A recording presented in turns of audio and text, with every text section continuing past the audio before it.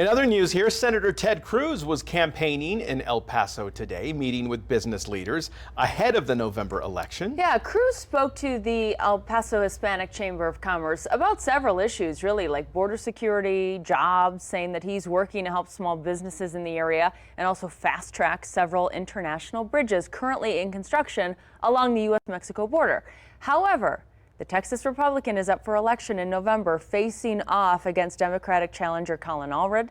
He used his visit today to call out what he says are stark differences between his campaign and the one his opponent is running. I can tell you I'm spending every waking moment crisscrossing the state of Texas, campaigning, doing media availabilities. This is, in the last 6 weeks, this is the 20th press conference I've done. In the same time period, my opponent, Colin Allred, has done one. Unfortunately, Congressman Allred is following the same campaign strategy Kamala Harris is following. Kamala Harris, she has been the presumptive Democrat nominee for 6 weeks. In 6 weeks, she has done one media interview. All right, so he was also praising former President Trump today and says getting Trump reelected would result in a more secure border. Meantime, as for Colin Allred, the Democratic congressman was in Sugar Land today, just outside of Houston, meeting with small business owners. Allred posted these photos on social media. Now, former El Paso Congressman Beto O'Rourke was the last Democrat to challenge Ted Cruz back in 2018.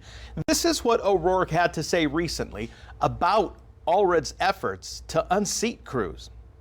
As you know, we lost to Ted Cruz in 2018 by just under 2.5 points, one of the closest Senate races in American history, one of the biggest turnouts for a Democrat in Texas history. Colin is going to build on all of that. And on top of it, I just think he's an extraordinary human being, a talented candidate, a bipartisan legislator in Congress, and we're counting on him to bring it home. But he's also counting on all of us to do our part. Recent polls show Cruz with a 2-point lead over Allred. Democrats haven't won a statewide election in Texas since 1994.